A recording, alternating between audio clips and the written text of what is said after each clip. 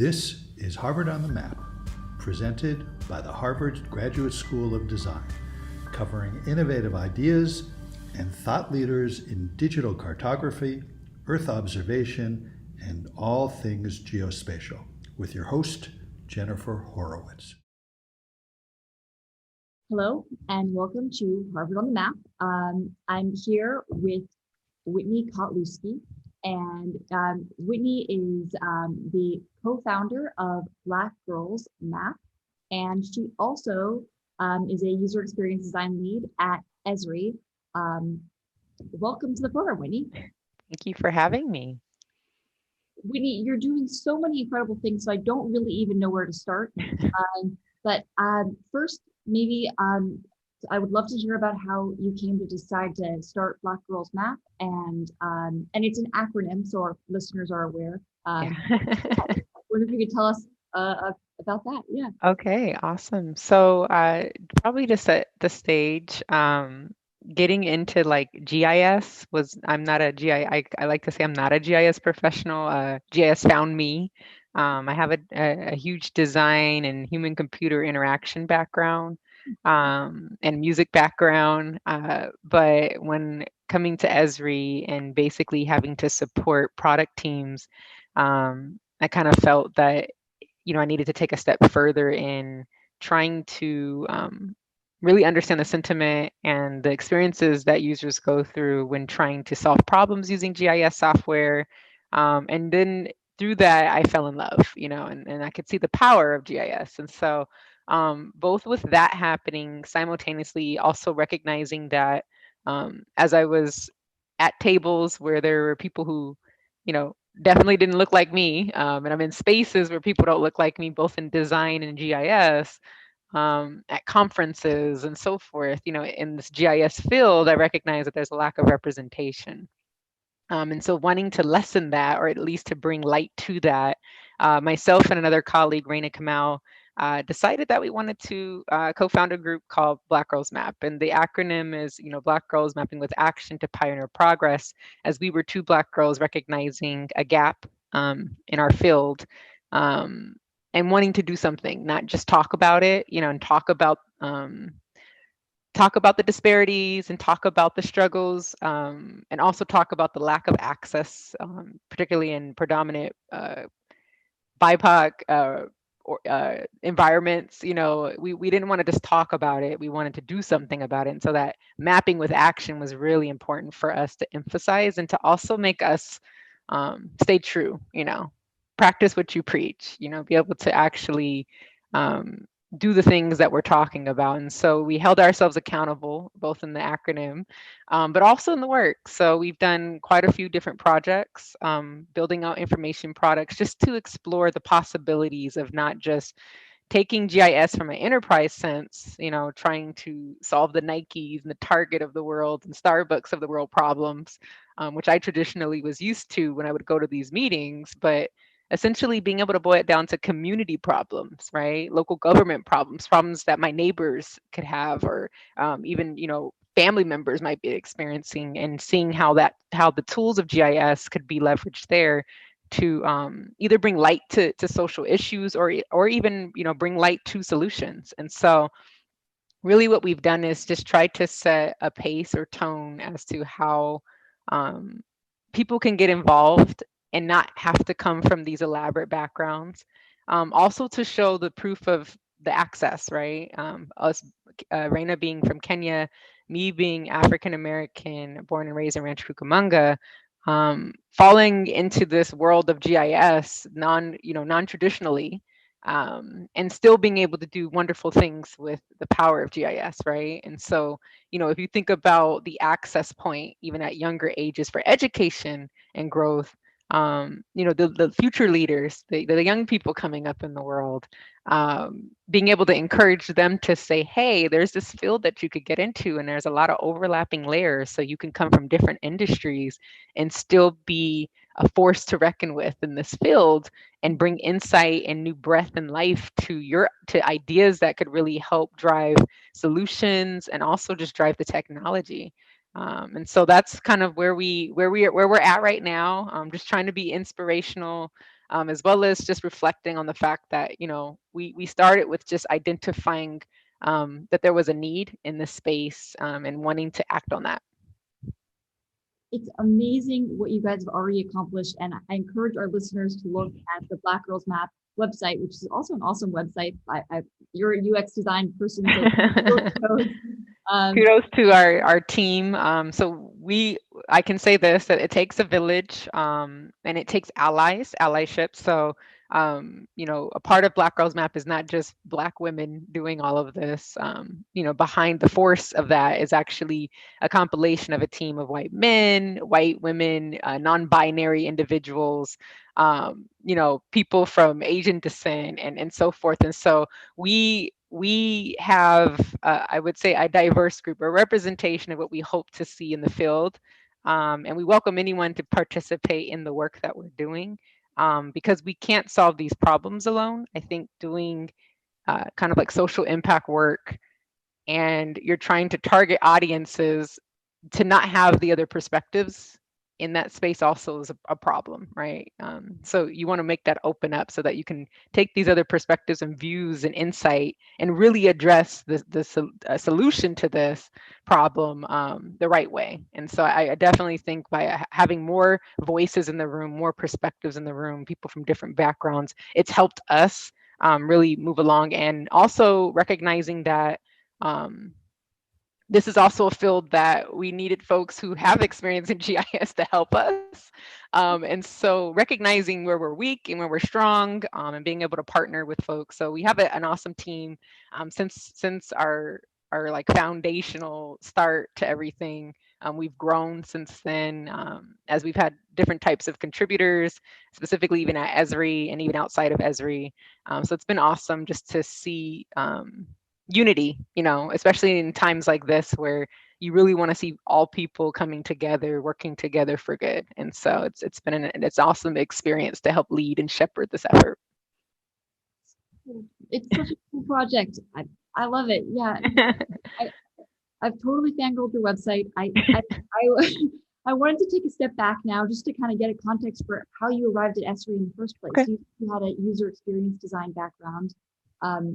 How did you sort of, it is a random Redlands. It's a very interesting thing. I grew up in Rancho Cucamonga, so 30 minutes away from Redlands, California, but I never heard of Esri. So 6 years ago, I never heard of Esri. My father did, because he worked for NASA and JPL, and so they would traditionally send people out to get training at that time, before we were all virtual and everything. But this is a very long time ago.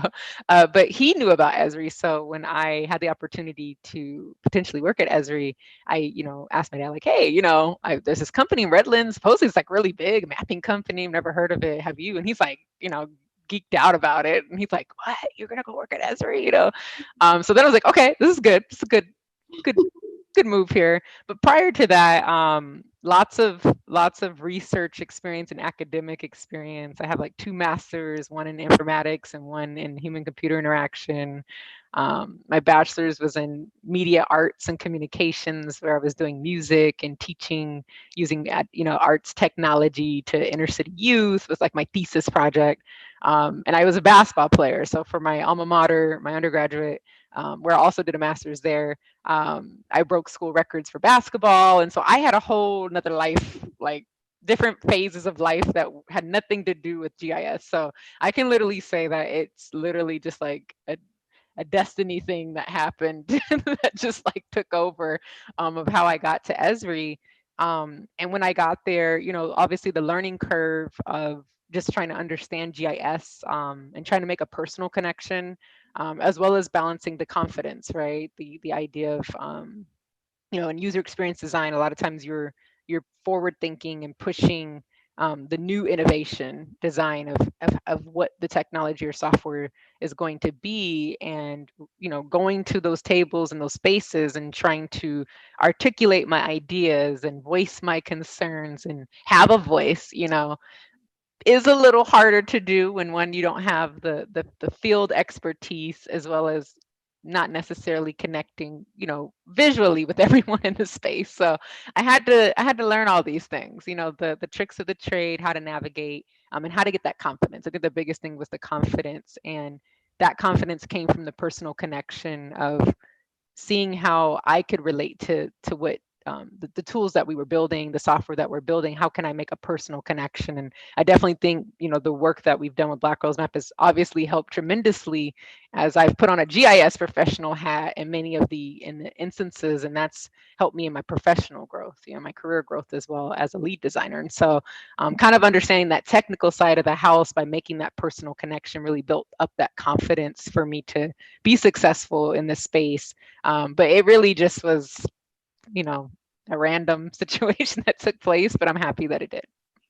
Oh, wow. Well, yeah, I'm glad it did too. That's so interesting. So you recently received this AAG award, the American Association of Geographers for Black Girls Map. And I wonder if you could tell some of our listeners who haven't gone to the site yet about some of the projects that you guys have worked on. Yeah. So they get a context for what that looks like. Yeah, so when we first started, our first quest was, okay, we're Black Girls Map, we're mapping with action, sounds all cool, or whatever. What are we actually going to do? The first task was to find out, are there any Black women in GIS? Like, where are they? Because we know there are, just where are they? And obviously, looking around our space, predominantly at our Redlands campus, we couldn't find many other than our awesome chief scientist, Don Wright. But aside from her, we're like, where are the rest, right? Or are there? Is this it? And so we were on a quest to map Black women. And so we did. We contacted several Black women, asked them if they would like to be on our map. We made a map of 300 plus Black women in GIS, in fields of GIS. And that was the start. And that was the pilot of just saying, like, let's start trying to do some things. We were inspired by the Women in GIS map that's currently out already, that has like 7,000 plus women on the map. And we were inspired by that to make this like, a personalized touch for women of color. And then from there, we were like, okay, now that we have this out and we got that out and we've been communicating, let's do more, obviously. So then we start looking at social issues. At the time, Botham Jean, as well as another young woman, had just gotten shot by law enforcement, and this is a reoccurring thing that's been taking place. And we were like, let's make a story map and talk about it and use facts and data. And this will be a good exercise for us to dive into using GIS to talk about narratives that traditionally we don't hear using these tools in this space, right? So talking about the recent reoccurrence of law enforcement shootings, and being able to have it from a place of not so much our feelings, but more from the data. So we used insights for ArcGIS to do some data analysis, being able to kind of then push all of that information into a story map that then could tell a narrative of things that maybe we don't get to hear from the news all the time about why these things, shining light on why these things keep happening, who's usually in these altercations with law enforcement, and maybe shining some light on how we can prevent these things. Looking at even like the times of the year that this is happening, the age, as well as some of the issues in law enforcement around body cameras and, the perceived threat, concept that typically is used, to give them the ability then to pursue someone. And so kind of breaking this down from a standpoint of not trying to be on any side, but just saying, here's the data. Thankfully to the Washington Post for providing that publicly. We were using that data to kind of do our assessment and investigation. And then from there, we started just doing more projects. So it was like, okay, we realized that we have a personal connection, and we can just kind of flip the way that we've seen GIS being presented to us more from like an enterprise formal sense, and saying that we can actually just have conversations, like real conversations, social conversations, using those same tools, right? And using story maps, for instance, and being able to just start putting it in a language and form that everyone can access and understand, not just these people who studied this stuff for several years, right? So we realize the power of visualizations, and that anyone, you don't have to be a data scientist to be able to look at a chart. If we said, here's this amount of shootings here and here's the amount of shootings here, you see the bar graph go up and you're like, oh, that's a lot of shootings. So we realized that, visualization, data visualization, showing people the locations and showing how that impacts like conversations that are typically social, really we're just getting people really inspired. A lot of nonprofits and even just community members and even employees just starting to get a sense of passion back around the work that we're doing, because I think sometimes just as a professional you can lose sense of like what I do, it might not necessarily be what I love, and trying to make that connection, which is, it happens, you get burnout, and we're seeing that like through the work, even in some of these examples, we did like one for academia so that not only can students of color, but also just students interested in GIS figure out, where's the next step in careers with GIS that are partners with Esri. So it's not necessarily Esri, but folks that are leveraging the ArcGIS platform. And doing those kind of comparisons just to help people get steps in the door, even of where to get started. We've done several different projects, so I could go on and on. We've done one on COVID in the Black community. We did this early on because we were recognizing some of the things that were taking place in the news prior to folks really talking about it, and specifically the impacts of that, but not looking at like, oh, Black people are just getting impacted by COVID, but why, right? Why is that? Okay, well, we're looking at air pollution. We're looking at lack of green spaces. We're looking at, okay, diabetes and obesity, but really those are also caused by lack of healthy food options in these neighborhoods, right?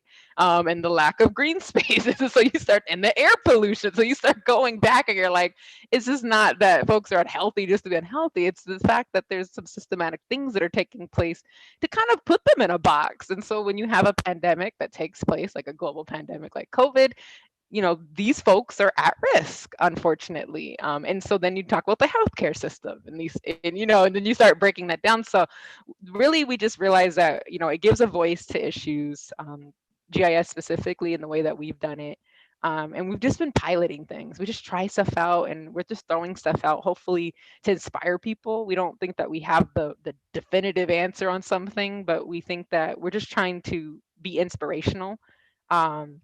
And I think the biggest project that we've done to speak to that was the People for the People work, where we led a 150 plus person team, of individuals both outside and inside Esri, for this past year's election to help people be more civic minded when they vote. And I think that one was interesting because as much as we all were desiring to do something from the response of this past summer with the racial tension, you also have these health disparities and crises going on, and then you have this political tension going on. And I think everyone just needed to feel like they were together, and in a unified front. And so I think, as much as we did stuff on the outside, as far as the information products that we built, we got a chance to be innovative, where Esri even got a chance to acquire some of this work that we've done. And we're like, wow, no one has this. Now our customers are asking for it, and it was really cool to push the technology, being that, once again, not coming from a GIS professional background, but seeing that just by making those personal connections and seeing that impact as thinking about people first, in the work that we do, we're also able to extend the technology and do new things and help be innovative. And so it was really cool to see that transform over time. But that was been our biggest body of work. It's gotten Esri lots of accolades and publications, and they got a Best in Business award, and they mentioned Black Girls MAPP in there, and a little line there. And, it was exciting to see that the work that we did made the impact that we were hoping for, and that it inspires people. So we've seen the inspiration, and that's what our goals were when we first wrote out Black Girls MAPP and mapping with action. And coming full circle, we're happy that after a year and a half, we literally can say we were able to do that. I love your work. I think you're an absolute legend, and there's so many things that are so impressive. I can't even touch on. You have 2 masters, and you're getting your PhD right now. Yes. Math and Esri. It's so many. It's too many cool things with you. It's gotta cool it. And you also the coolest one, I promise you, is my 3-year-old Amaya. She's the coolest thing happening. My husband's also cool, so he'd probably, if he listened in, he'd be like, "What about me?" But our daughter is probably the coolest thing. And I think thinking about her and all of this work is important. My husband's Caucasian, my daughter is obviously mixed, but she definitely will fare more side with me than him.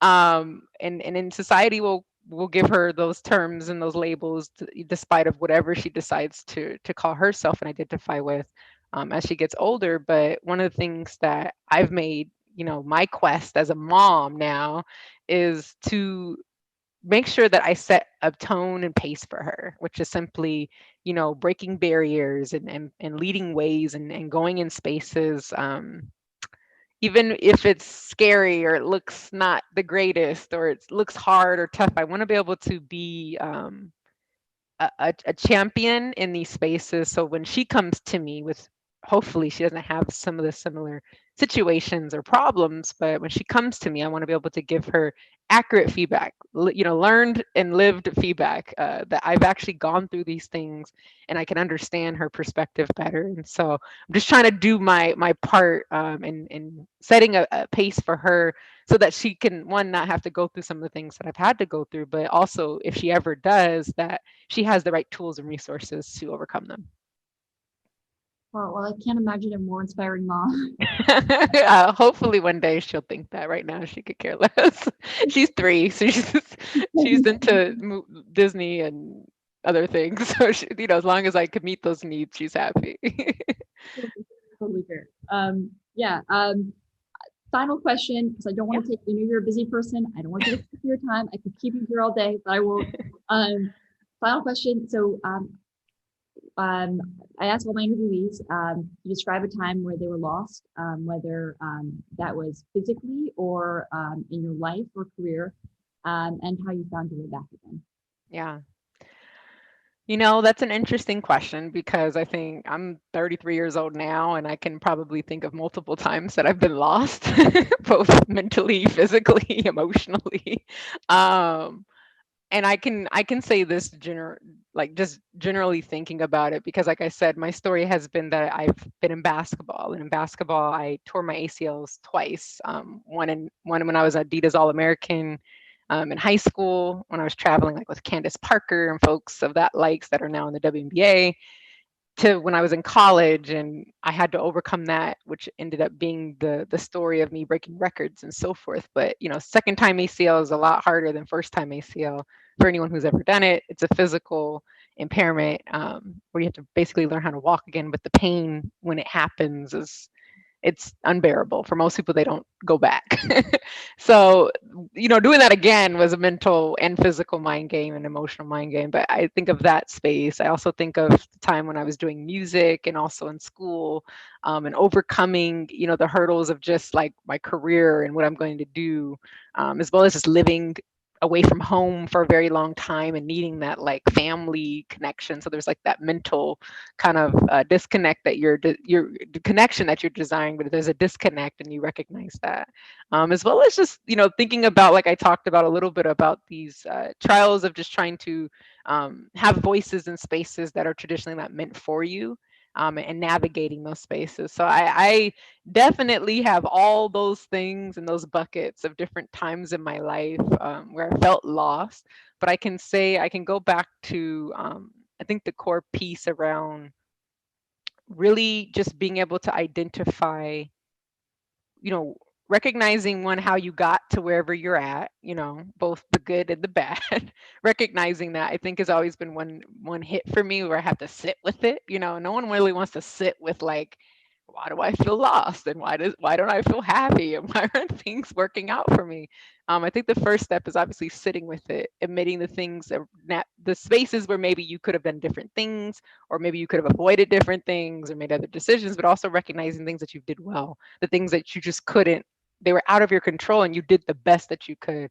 I think that's the first part. The second part then is the pick yourself up part, right? That's the part that says, well, what is it that you want? I think a lot of times when we're in situations when we're lost, we start to victimize ourselves, and then we forget that like we have power, and asking ourselves like, what is it that I want? Like I actually have power when I ask myself that, to then make steps to literally, even if they're not overnight steps, it might take like years to get there. I can take steps. I can do that. I have the power to do that, to get myself to what it is that I believe I want, that I'm desiring, to make me not feel lost again. Sometimes that's a new occupation, that's finances, that's marriage and relationships, or whatever the case may be. Some people want kids, some people want, a different type of career, or whatever the situation is.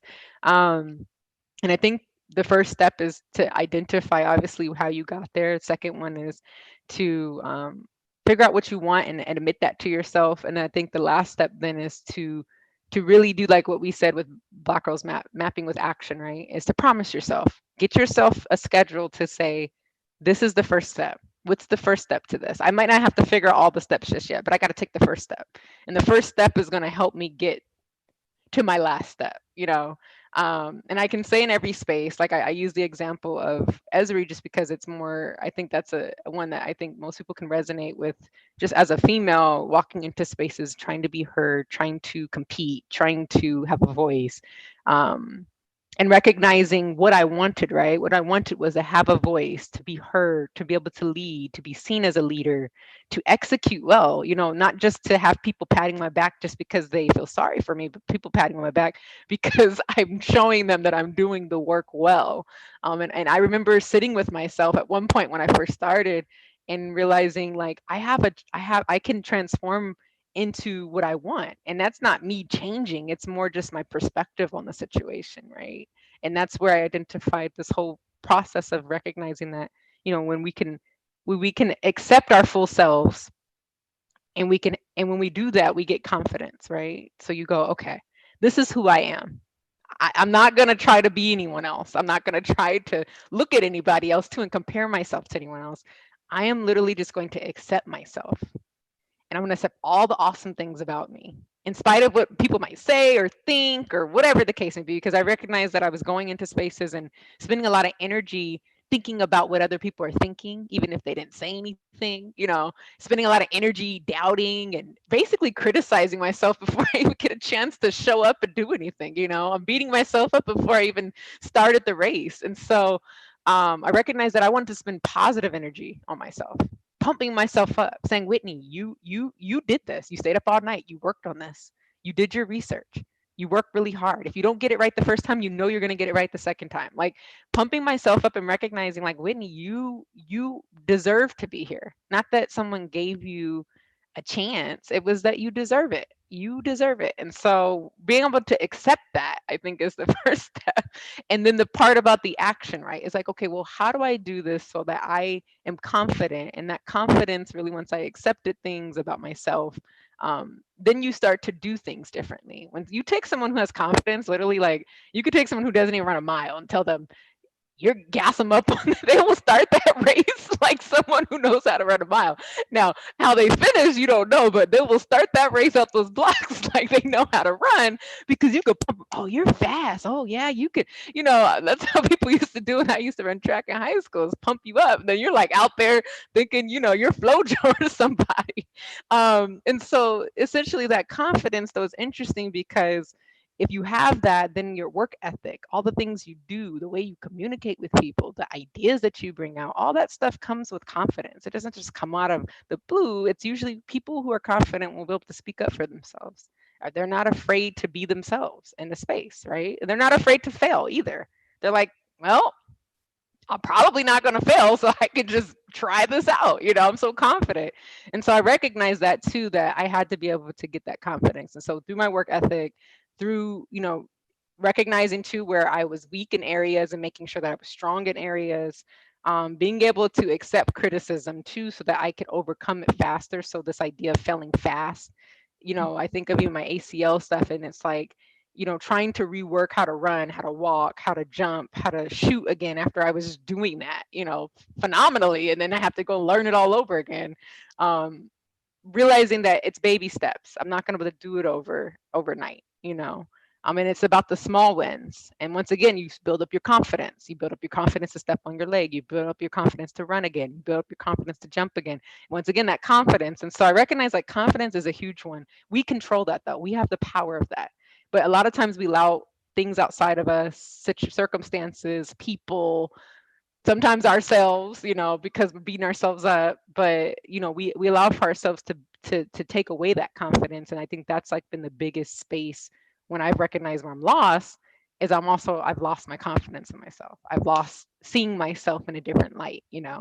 And so I think that's the biggest thing, is we have to be able to turn on that switch again and say, nope, you can, you will do it.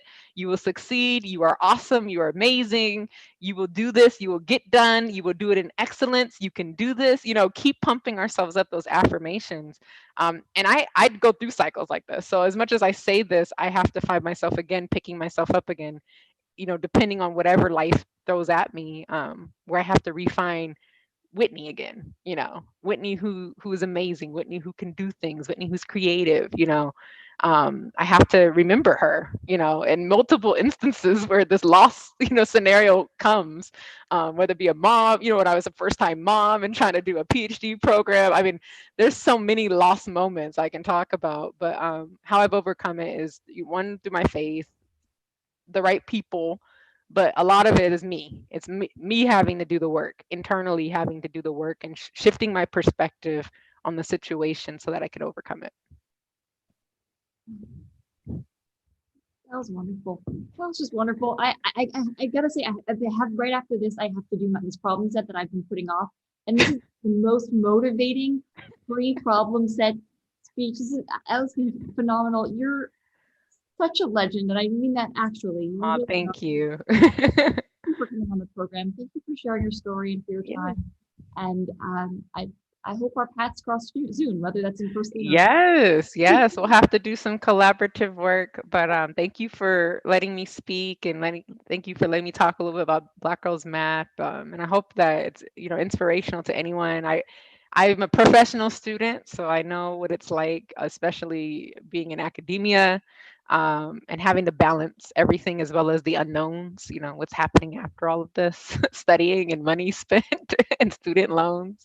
But I can say that, the biggest thing is identifying what you want, and then you have to go get it. And that going to get it, remember, is going to be really about you acknowledging where you're strong, acknowledging where you're weak, but recognizing that you're amazing and that you can do it. And once you can put your mind to that and focus on that, you'll accomplish whatever you need to accomplish. I hope you're right. Yeah, I know you're right. I thank you for your time, and I hope you have a great time with your family. And yes, I'm on break, so I'm a little more casual today. I have some time off, finally, much needed time off. So little ones sleep actually upstairs, and I had time to do this interview. So I am happy to continue my staycation, during this quarantine situation. But yes, thank you again for making time for me.